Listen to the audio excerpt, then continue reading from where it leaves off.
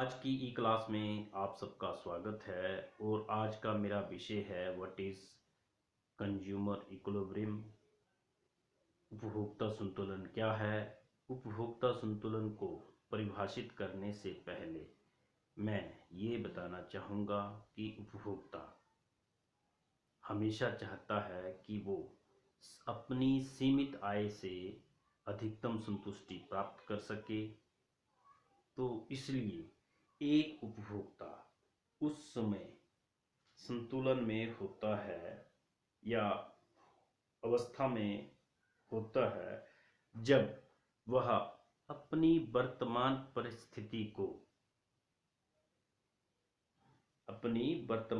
परिस्थितियों को सबसे अच्छा मानता है तथा उसमें किसी प्रकार का परिवर्तन करना पसंद नहीं करता है। तो ये डेफिनेशन यहाँ सैमुअल्सन द्वारा भी दी गई है, जिसमें बताया है the consumer is in equilibrium when he maximises his satisfaction given his income and the market price. Samuelson.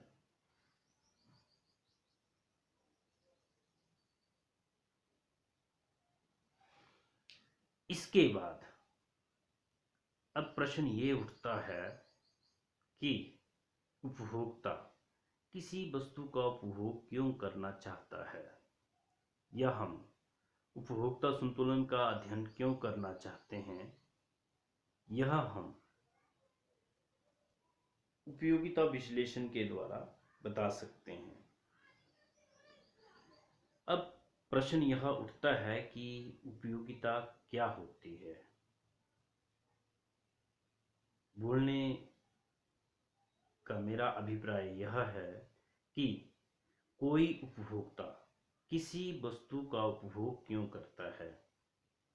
कोई उपभोक्ता किसी वस्तु का उपभोग इसलिए करता है क्योंकि उस वस्तु या उस पदार्थ में उपयोगिता पाई जाती है। जैसे कि यहाँ मैंने लिखा भी है, utility is the want satisfying power of goods. जैसे मान लो कोई व्यक्ति या हर व्यक्ति पानी पीते हैं। पानी क्यों पिया जाता है, क्या कारण है कि वो पानी पी रहे हैं। पानी वह पदार्थ है जो किसी व्यक्ति की प्यास को बुझाता है। तो उसकी उपयोगिता किसमें है, प्यास बुझाने में। इसी तरह से दूसरी वस्तुएं हैं जो किसी व्यक्ति की आवश्यकता को पूरा करती है, उसे उपयोगिता कहते हैं। पर यहाँ यह बात भी ध्यान देने योग्य है कि यदि कोई व्यक्ति किसी वस्तु को पसंद नहीं करता या उसका उपभोग नहीं करता, तो उसके लिए उस वस्तु की उपयोगिता कुछ नहीं होती। और उपयोगिता को यूटिल में मापा जाता है। तो उपयोगिता को मापने की यूनिट का नाम है यूटिल।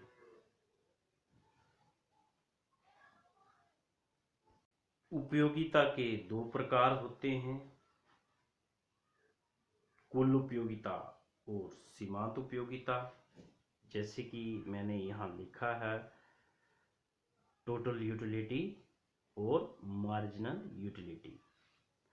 तो पहले में आते हैं टोटल यूटिलिटी।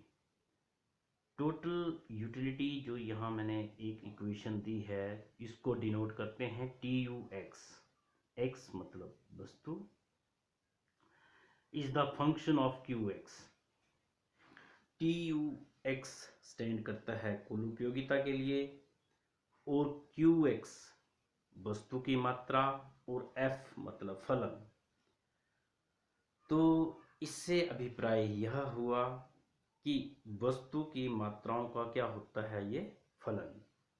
अब कुल उपयोगिता की परिभाषा हम इस प्रकार से दे सकते हैं, किसी वस्तु की विभिन्न मात्राओं के उपभोग से प्राप्त उपयोगिता की इकाइयों के जोड़ को कुल उपयोगिता कहा जाता है।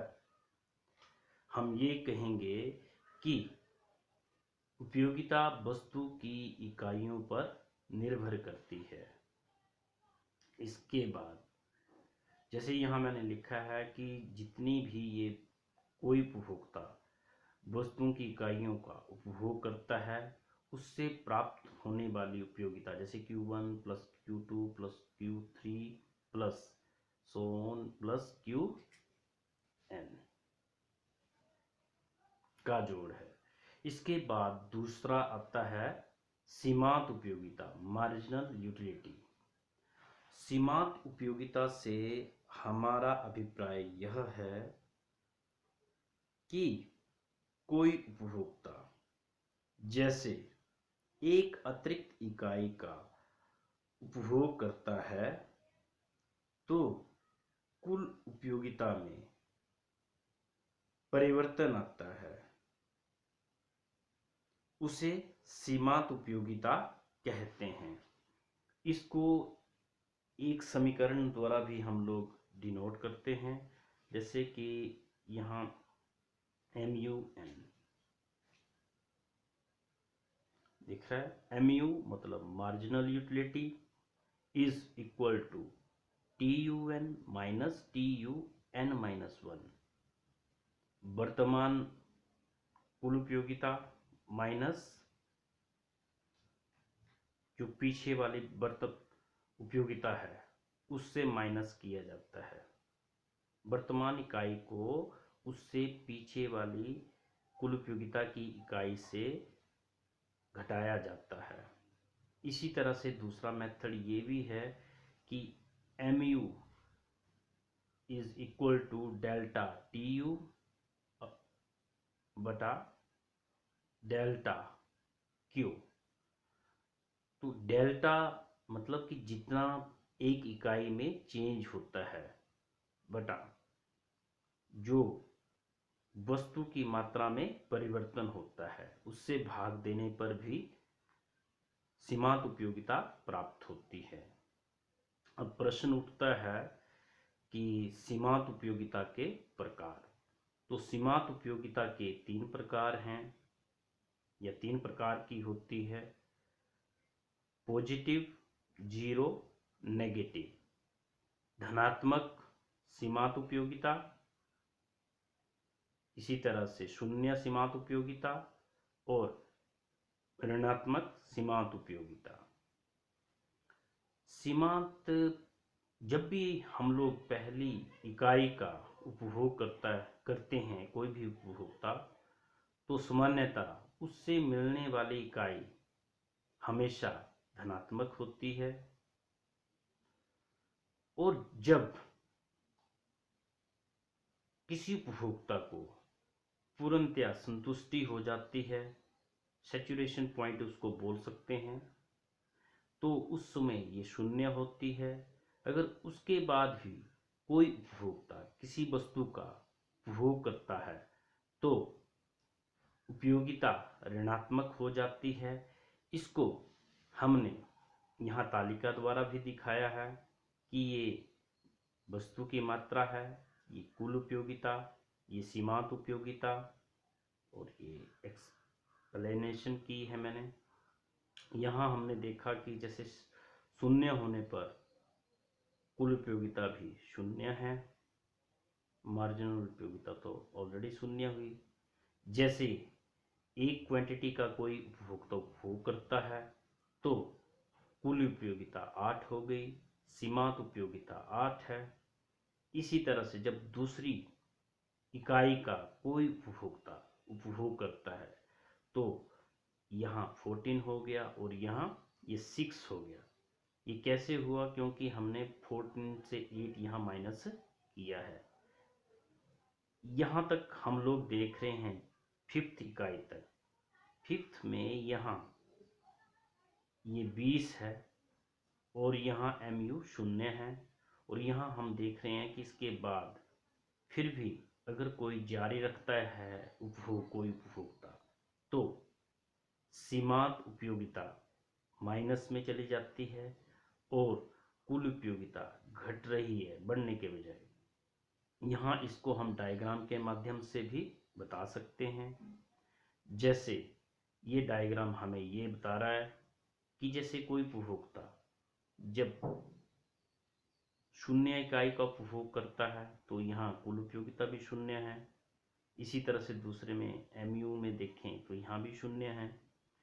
जैसे कोई उपभोक्ता उपभोग करना स्टार्ट करता है तो कुल उपयोगिता बढ़ती जाती है और कुल उपयोगिता बढ़कर यहाँ मैंने एक बिंदु ले लिया जैसे T पर टोटल यूनिट यूटिलिटी मैक्सिमम है।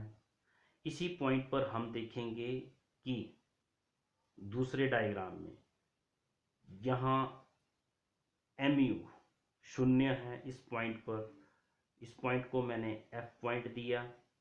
इसको पॉइंट ऑफ सैचुरेशन भी कहते हैं, क्योंकि इसके बाद अगर कोई उपभोक्ता उपभोग जारी रखता है तो उपयोगिता सीमांत उपयोगिता माइनस हो जाती है और यहाँ कुल उपयोगिता घटना शुरू कर देती है। इसके बाद जो हमारा अगला प्रश्न है कि उपभोक्ता संतुलन की शर्तें या मान्यताएं, assumption relating to consumer equilibrium. तो सबसे पहले उपभोक्ता संतुलन की शर्त है कि उपभोक्ता को रैशनल होना चाहिए। रैशनल कंज्यूमर, रैशनल मतलब विचारवान। उपभोक्ता हमेशा विचारवान है। वो चाहता है कि उसको कम कीमतों पर या उसकी सीमित आय से वो अधिकतम संतुष्टि प्राप्त करना चाहता है। ये इसका पहली अजम्पशन है।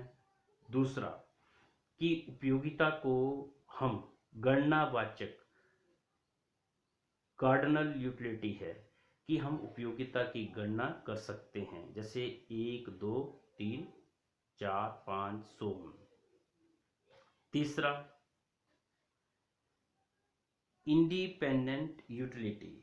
इंडिपेंडेंट यूटिलिटी का मतलब यह है कि प्रत्येक वस्तु से प्राप्त होने वाली उपयोगिता स्वतंत्र होती है।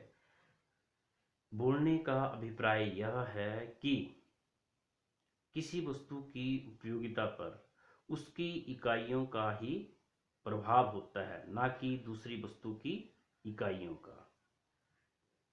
चौथा, marginal utility of money is constant. मुद्रा की सीमांत उपयोगिता स्थिर रहती है, क्योंकि उपयोगिता को मापने के लिए हम मुद्रा का उपयोग करते हैं और मुद्रा की सीमांत इकाई को स्थिर माना है। पांचवा, taste of consumers are constant. और पांचवा, उपभोक्ता संतुलन को लागू करने के लिए हमने यह माना है कि उपभोक्ता के जो टेस्ट हैं, ये जलवायु है, रुचि है, प्राथमिकता है, उसमें कोई परिवर्तन नहीं आता। छठा, फिक्स्ड इनकम एंड प्राइस।